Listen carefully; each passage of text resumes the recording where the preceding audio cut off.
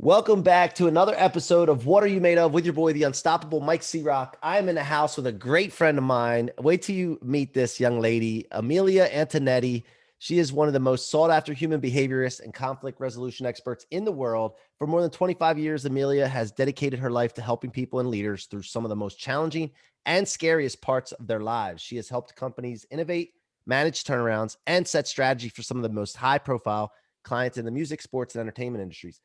She is convinced you are three steps away from the turning the impossible into the possible with actionable and measurable changes. Welcome to the show, Amelia.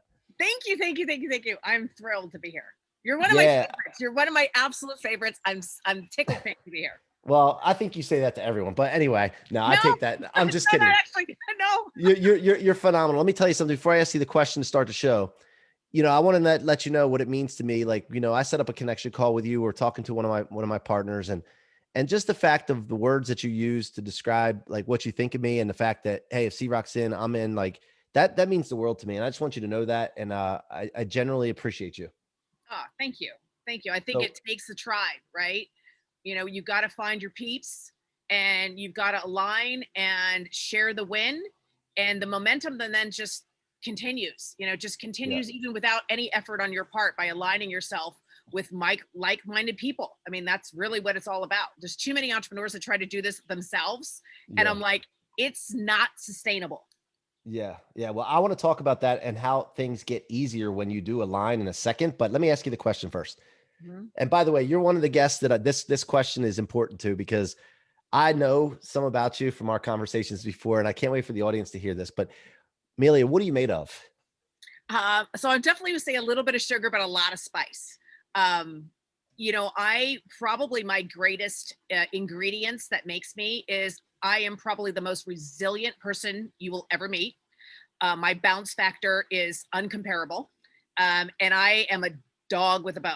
So my tenacity is just relentless. Relentless. I am really like, what about now? What about now? What about now? How about now? You think now? Now have you changed your mind? Now what about now? Right? I will not stop. And so my clients, like even like, Steve Harvey and Oprah and, the long past, my favorite, Zig Ziglar, they were like, Amelia, I'm not sure if I love you or hate you. Right. And I walk that fine line because I am determined. Right. And so that's just part of who I am. So if you're really looking to go slow, I'm not your girl. Like, I'm really not your girl. I have a very, very fast pace, and I warn people that I will burn you out if you can't keep up. And that's okay, because we can always be friends, but maybe not colleagues. Yeah. Yeah, I think that's why we get along so well, because I have a saying, thrust is a must. It is. And one of my coaches, Richie, I was just down in Miami, he's telling me that he's not a fan of bumper stickers. I don't know if I should be saying this because it was a small workshop, but he's not a fan of bumper stickers. He's a fan of, impact and this. And I don't think that you can I think bumper stickers are okay if you have the impact as well. But I have a bumper sticker. Thrust is a must. We got to be moving forward and fast. And I'm the same way. I can't stand it. It drives me batty when people are moving slow. If something's not getting done when I want it done, I feel you on that 100%. But where did the spice come from? Where did the tenacity come from? I think there's the nature versus nurture conversation, right? So 100%, I was born with gusto, right? So obviously my soul knew before it picked this journey, that I was going to break down a lot of barriers, and I'm not for everybody, right? I literally have a t-shirt that says I'm not for everybody, and I'm okay with that. I started, I'm not from this country, I'm Italian descent, came to this country, was so grateful to be here. I am the only girl out of a house of boys. And so I really kind of had to find my way, because I'm highly competitive. And I think that's because I was raised in an all boy household. There's a couple of things that my parents did right. There's not a lot. I've got one of those childhoods that, you probably, got to pull out a tissue box over. But there's a couple of things that they really, really did right. And I remember, and my brothers are massive. Like Italians, we're built like football players, right? And I remember playing football with my brothers in the backyard and just getting dogpiled, like literally dogpiled. And they broke accidentally a couple of my ribs. And I came in and I was crying. And my father looked at me and said, what are you crying about? And I'm like, it's not fair. They're bigger, they're faster, they should compensate. And my dad said, listen, go in the kitchen. Go in the kitchen with the women, because if you want to play with the boys, you can't change the rules of the game until you actually accomplish something that they would be inspired by. And I was like, huh, here you go. And so I made a decision really early. I mean, we're talking like 8 or 9 years old, that I was going to use my strengths to beat them. And at 8, 9, 10 years old, what I realized was I was smarter. And so, like, again, Italians, right? So the way we functioned, right, in our household, and you got to remember, I got grandparents in the attic, I got Uncle Vito in the basement. We all live together. There's one bathroom. I know We that. worked, right? The Italians have very, very strong work ethic. And at the end of the night, we came in with whatever we made. And we actually ate in that order. That's why the men ate first, right? Because they could work. And I was like, listen, my brothers can mow lawns and they can chop trees and they could haul things. Like, I couldn't do those things and win. But what I could do was I was better at negotiating the job, right? So if my brothers were on the property and the little woman came out and said, hey, can you move that box, or can you cut that wood or whatever, while they were on the job, my brothers would say yes. But if I was there, I would say, yeah, $5 to do that, $25. I would up the price tag from my brother's work. So I realized that literally as 8 or 9, I was a negotiator. I was like, great, they got a $50 job. I made it a $125 job. But I was also good on the end, which is collections. So on Sundays, I used to go around my neighborhood and I'd be like, okay, you owe me 125. My brothers were here this week. You approved the job. And they're like, oh, I'll just pay you next week. And I would bust into tears. I'd be like, I can't go home. I can't go home. They'll kill me. We did the work. You owe me the money. And people are like, oh my gosh, like this girl's freaked out, and they would pay me. And I learned that I'm strong on the beginning, which is the strategy and the scope of work. And I'm really good at the collections. And I started harnessing this skill set based on wanting to succeed, that American dream that was imprinted on my head by my father and my grandparents. Right? I watched the men in my family chasing this thing. And I was like, I can do it smarter. I can do it more efficiently, right? I don't have to be stronger. I just have to be good at what I'm really, really good at. And I mastered that craft. I'm probably one of the best strategists you'll ever meet.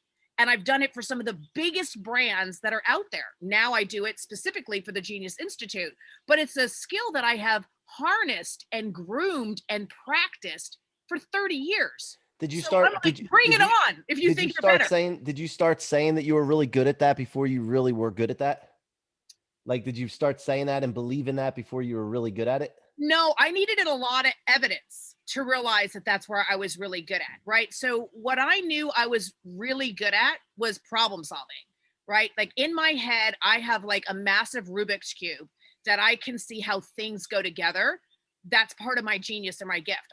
I really automatically see a very big picture and the components that I need in order to create massive scale. So if you look at, the 9 companies that I've done, 6 of them have been over 100 million, right? And I've had some very, very successful exits because I have that really high sight on how I'm going to disrupt the market. Now, that means I move very quick and very methodically. I'm not the one that gets down into the details, into that part of it that really frustrates me because it takes me away from my highest and best use. Yeah. So each decade, I got more and more evidence of what made me impactful and what held me back.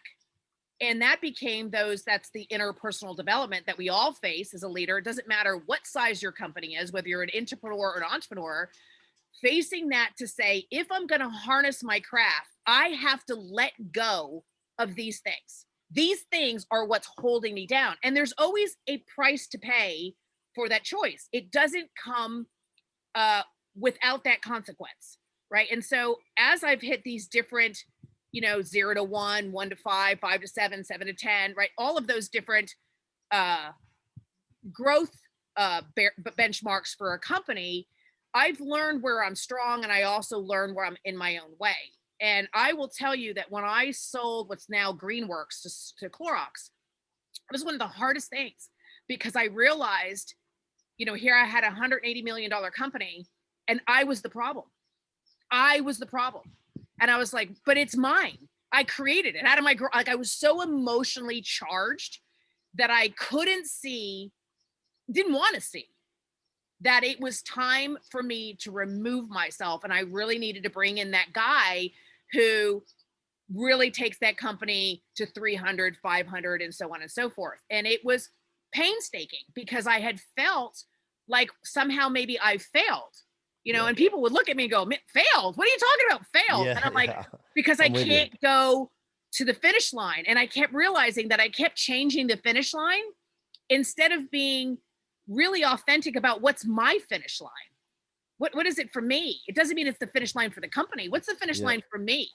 And all of that work is difficult. It's no different than when you're in a relationship and you realize that you're the problem, right? You are the problem. And then you got to go, okay, am I going to lean in and fix this? Or is it time to part ways? And if you're going to part ways, what does it take to have a harmonious, right, change of the relationship? I still say one of my biggest successes is that I am still best friends with my children's father. We have been apart longer than we were together, but it's still one of those primary relationships in my life. And we had to work together to transform the relationship from an intimate relationship to a co-parenting relationship. And now that co-parenting relationship includes his fiance and her kids and my better half and his kids. And collectively, we are a better unit than we were ever apart. But it's taken a lot of work, right? And it's a warning sign, right? For me anyway, when I meet either a leader or a person who says, I hate X, because I go, well, you've got some work to do, don't you? Right? Because you're carrying that negativity and that energy, and you can't scale with it. Unresolved problems hold you rooted where you are. And so you're stopping yourself from growing into the best version of yourself, right? So you have to think about it that you've got to create the habits, the behaviors, and the beliefs, and then lean into it. It doesn't happen and then you adopt the behavior. You adopt the behavior and then you lean into that growth. And it is painful.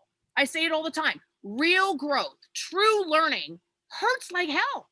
Hurts like hell because you're changing everything that you know, everything that you believe, everything that you built your house on, and you're tearing it down to transform into something else. And that is a huge amount of uncertainty. That's why most people flatline. They go, they finally make $100,000 a year, and then they make 100,000 years in perpetuity, right? They build a business, they get to $1 million, and they can't get to the next level. Well, that's all about you. It's not about time and money. It's about you. All flat lines fall. 100%. 100%. If you're not growing, you're just slowly dying. You just don't know it. Yeah, the who in the business is a certain break point that you get to, right? Brandon Dawson's one of my mentors, and he talks about the break points in businesses, and you got the what, the who, the how, like those are all different, and you hit the who one at that point, and you got to find the right person to take you to the next level. So, no, I love all that talk. I mean, that's what we always work on. Um, Talk about the vehicle. Like, is it possible that people have a business, it's a good business, but then they find out for that, whether it's for their characteristics, their strengths, or what they want to accomplish, like sometimes people get in a vehicle and it's the wrong vehicle and they stick with it for too long. And because the money is paying the bills or making them, it's a decent amount of money, and then they get stuck in it. And then they're too scared to go out and look for something else because they feel, I don't even know like, just feel comfortable, I guess. Yeah. But And that's just because they don't put life checks along the way, right? You get to whatever it is that you think is successful, whatever the definition is, right? Whether that's an income or whether that's how many vacations you take or how much things you can buy, you achieve that level. And then you never do an audit to say, is this it? Is this the whole kit and caboodle, the whole vision, right? The whole purpose of why I'm here. And if you don't constantly audit, measure, pivot, right? Right. I would say start, stop, and swap. If you're not constantly doing that, you will flatline and just become a creature of habits and routine.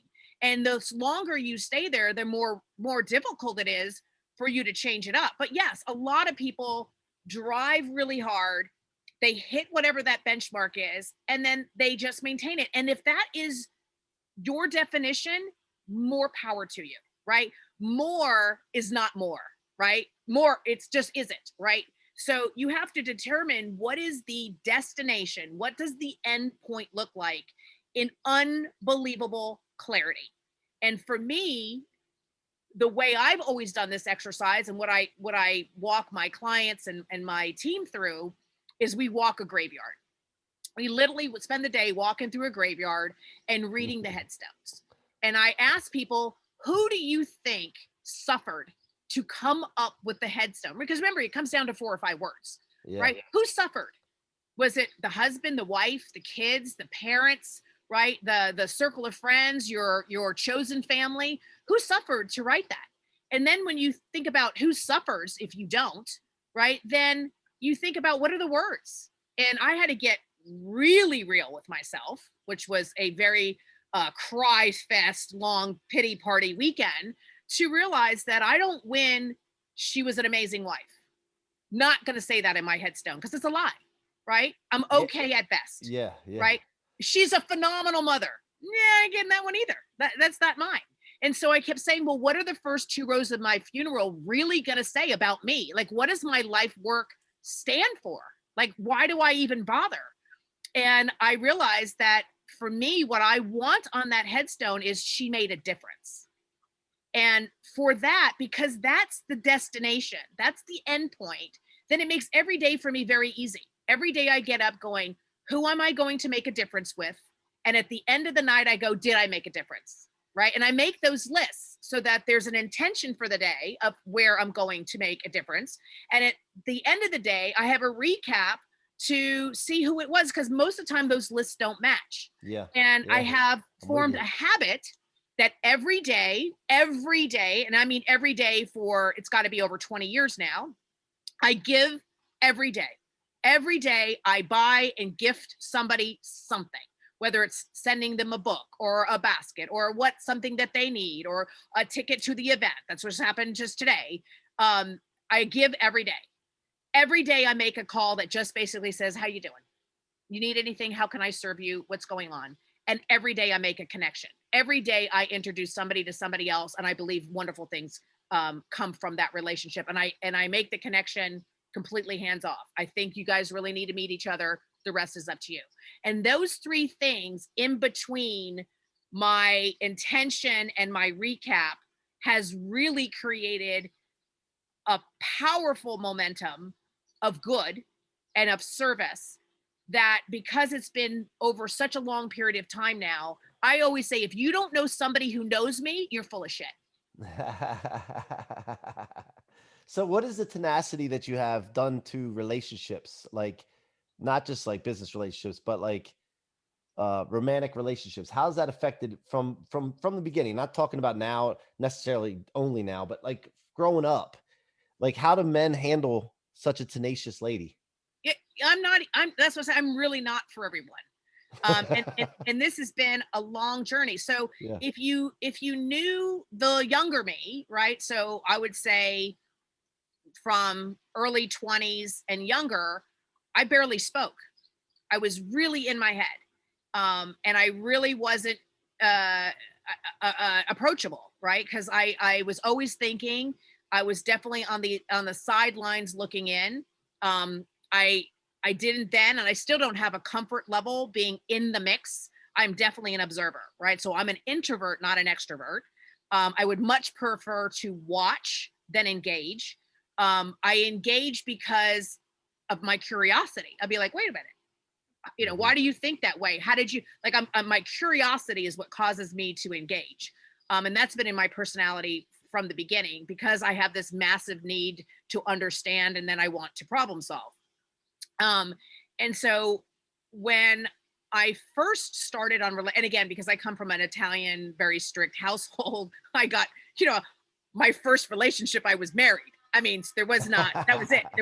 My dad was like, this is a good guy. I was like, okay. Like, there was no figuring that out. So you got to remember, I don't have that that American freedom wasn't really something that I was aware of. Yeah.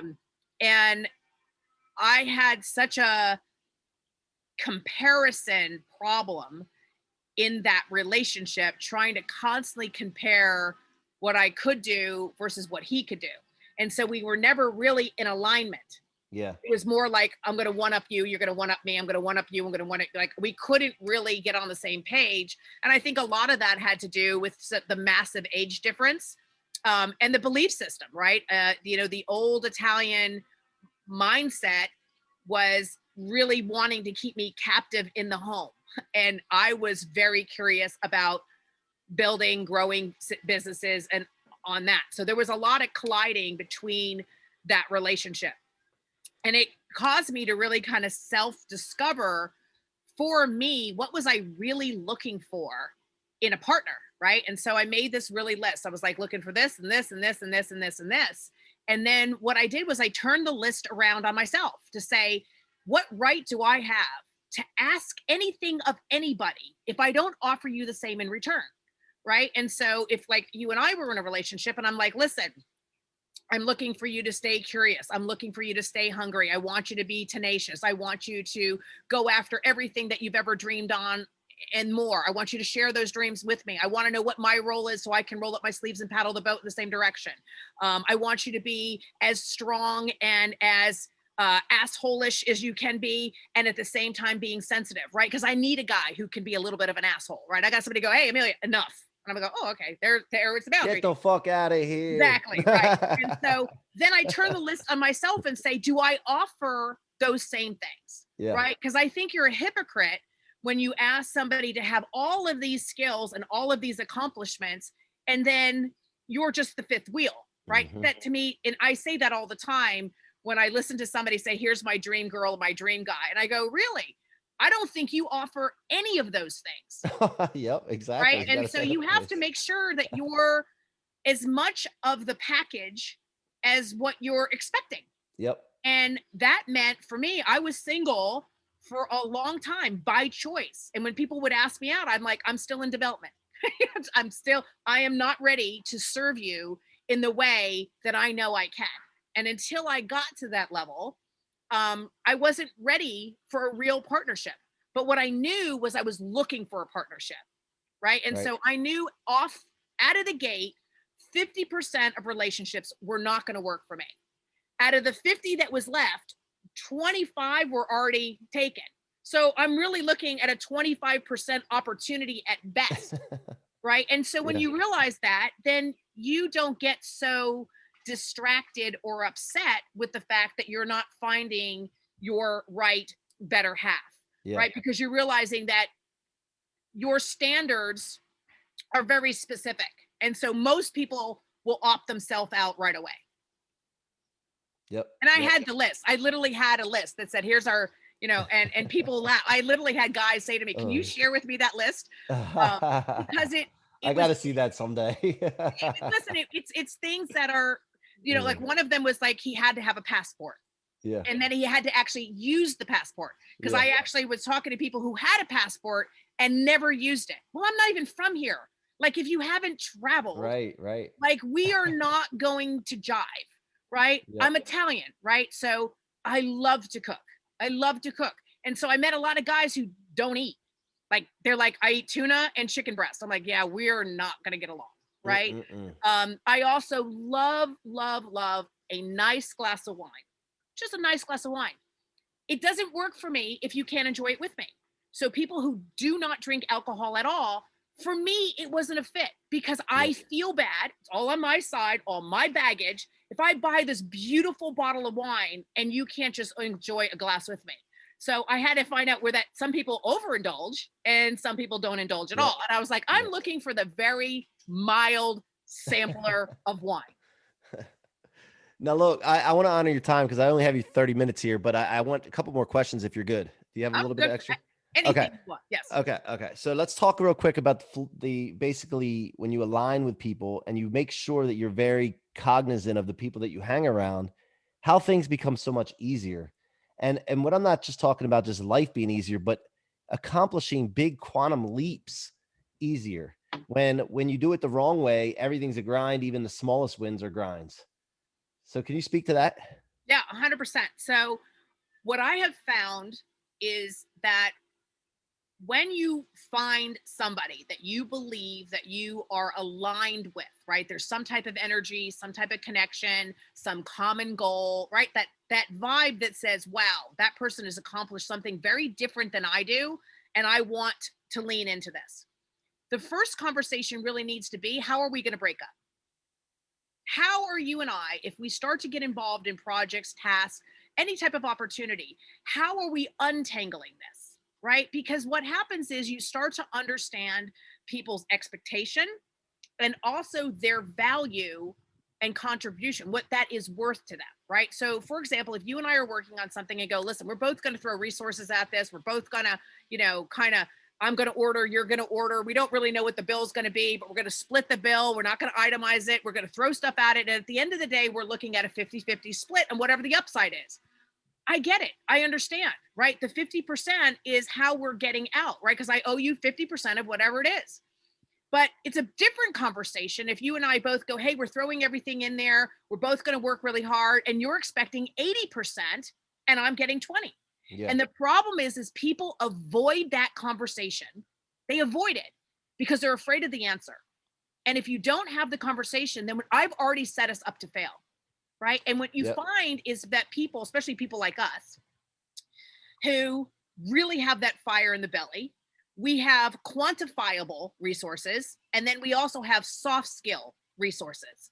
But if we're both going to throw in and go, listen, we're going to work like hell on this project and we're going to really work hard for 90 days and then we're going to check and balance to see where we are. But the expectation is whatever comes to the table, we split it 50-50. I get that relationship. Makes perfect sense to me. Feels really good to me. Yeah. But if it's something different, I need to know what that is. And what I found is when I have those conversations before I bring on a client, before I bring the client on, I say, okay, great. How are we going to end?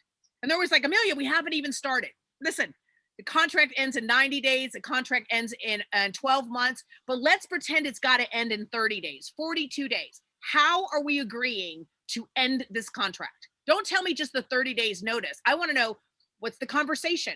How are we walking away so we still harness that relationship? And I will tell you that this tool has been the game changer for me and why I have 35, 40-year relationships. I mean, even if you hear me on Breakfast of Champions, John Astor, I'm like, I've known him for 20 years. Mark, I've known him for 20 years.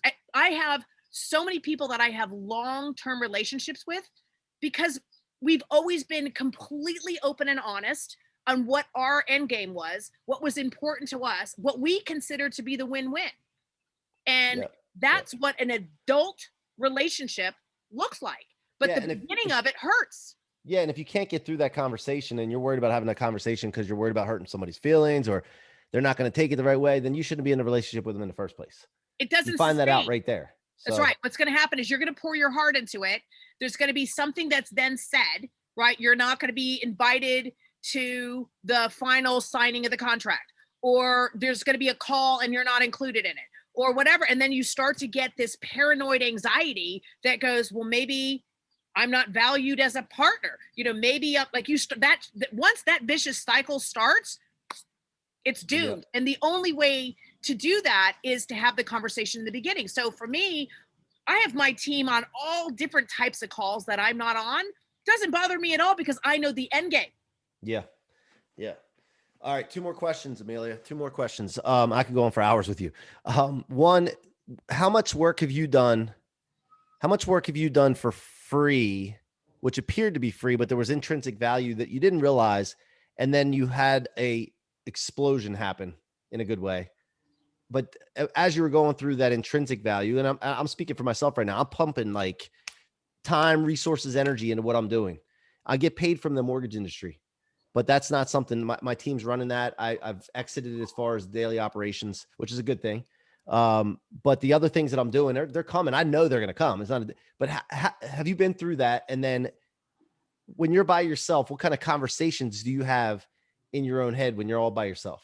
Yeah, 100%. I don't know anybody who's highly successful who didn't put sweat equity into something. I mean, I think if you listen to Grant Cardone, you listen to Gary Vee, you listen to, Bob Burr, anybody of influence, they will like, the smartest thing you can do is get to somebody who's way ahead of you, and intern for them, volunteer for them, do whatever. I mean, I think Grant says, serve water at the conference room, but get in the room, right? Yep. And I believe in that. So for me, I'm always leaning in to the next vision that's on my horizon, right? So that next thing in my horizon that I'm looking at, I'm a newbie at. It doesn't matter how much is on my resume. Whatever I'm looking to do next, I don't know anything about that.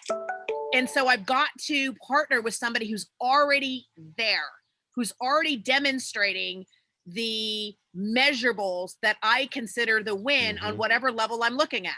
Right. And so then I try to figure out, how do I get involved in the project? I don't concern myself with how do I make money at the project, because once I learn, it's invaluable.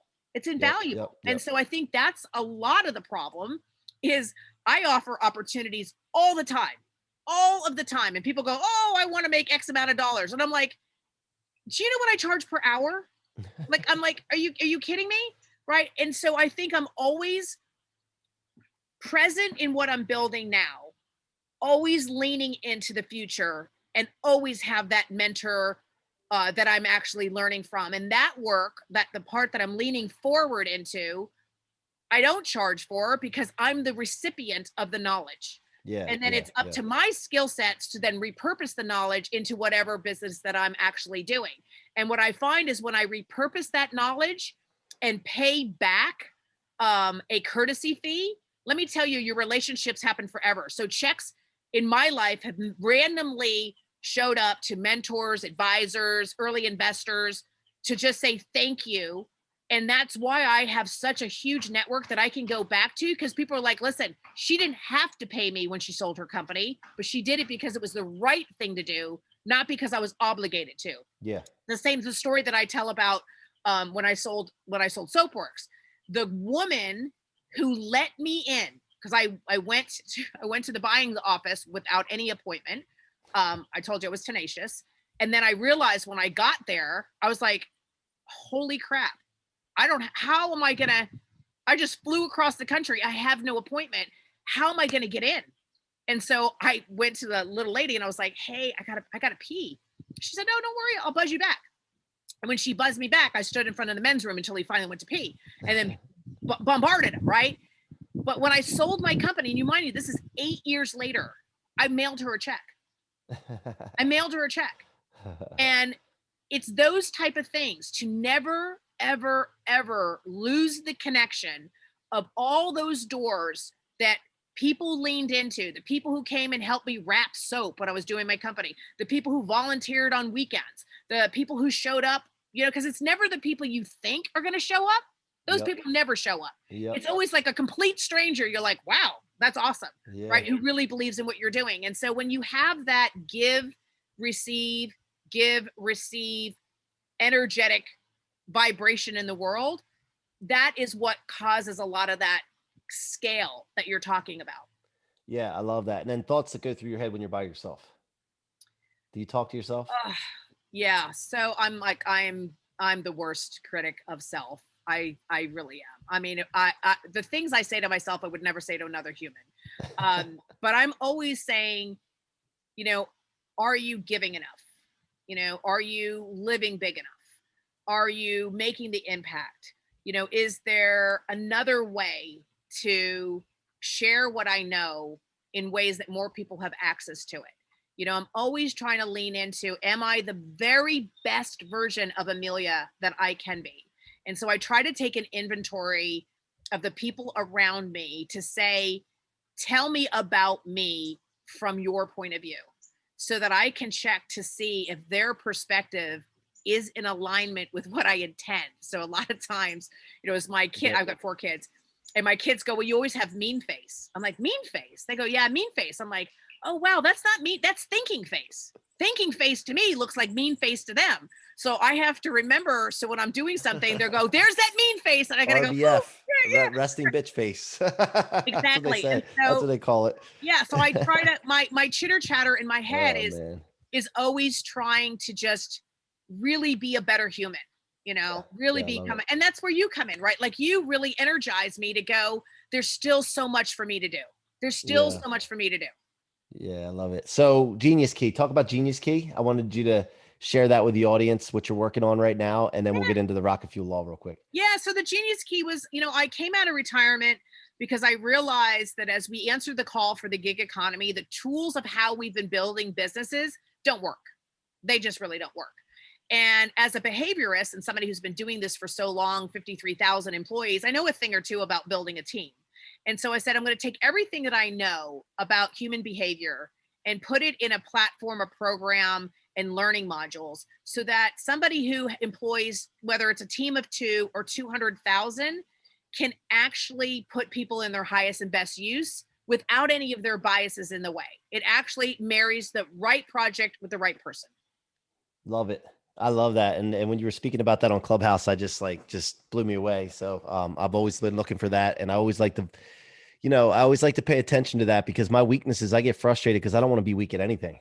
Like I want to be good all around. And that's just not natural, Well, just and for what the most part. happens is so if you're weak and I get to be the one that's strong, you're serving me in a way that will impact me forever. Because remember, I want to solve and I want to give. But if you don't let me serve you because you want to be good at it too, you're robbing me from my win. Yeah, yeah, yeah, exactly. Yep.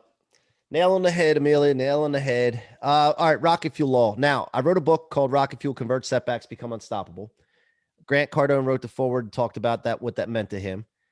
Basically, the concept was because of all the stuff that I went through for some reason, and I did an assessment about 2, 3 years ago. Why am I elevating despite things coming my way that would stop the normal human being or slow the normal human being down? Why am I elevating? And I found that I was storing everything that would come my way that would stop or slow somebody down. I was storing it in my tank instead of my trunk where it would weigh me down. And I was converting it into fuel. Now, I just added something recently, and I want to get your take on this. There's a line of demarcation that some point you cross where your engine turns from a cheap engine into a high performance engine, and the same fuel does not work for that engine anymore. That toxic negative stuff from the past doesn't work anymore. You need to have what's going to come from your confidence and your experience, your future self, your future things you want to accomplish. That becomes your fuel, and it actually thrusts you forward. And there's a line at some point that everybody should get to where they start using that as fuel instead. And that's not in the book, but I just want to get your thoughts on the rocket fuel law. Well, I mean, I think it's brilliant, first of all. I mean, yes, where you store your energy is either going to propel you forward or slow you down. So putting it in your trunk, absolutely, you can't scale with that much baggage, right? And so trying to put higher grade fuel in your tank is, I think, part of our learning awareness. And I think some of that comes with age, right? So if you use the food analogy, yeah, when I was younger, I could eat anything I wanted and I didn't really have to worry about, packing on pounds. And even if I did pack on 10 pounds, I could lose it in a week. Yeah. Well, as you get older, you realize that, whoa, your health is way more important. You get more choosy about what you put in your mouth. And you realize that that same 10 pounds you put on takes you 90 days to take off, not a week. And so time is the great equalizer, right? And as you spend more time here in Earth, everything changes value, everything. And that's part of what you're talking about with the fuel, right? Yeah. People who have been in the game longer become more efficient. They have a faster yes no meter of whether I'm going to get the return I'm looking for. And that doesn't mean financial return. What's the reward for this time investment? And that's why people who get more and more successful, that's why they say more and more no, because they realize I'm not going to do brain damage. I'm not going to bang my head against the wall to convince you that I am right so that you hire me to fix the problem that I've already demonstrated I have fixed 900 times. Right. And so you just go, sure, I'm sure that's the story that you need to tell yourself. Good luck.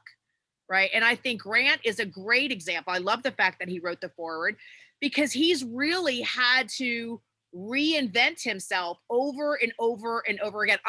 Somebody just said to me the other day, because they know I know him, Grant's an overnight success. And I laughed. I said, clearly you don't know Grant's story, right? He really had to, and he's got tenacity like nobody's business, but he really had to lean into lots of different personal development levels as he scaled from being a millionaire to a billionaire, right? And so, yes, you can see examples with you all over on how we've had to use the hurt or the anger or the disappointment or the impatience, whatever that is that becomes your fuel.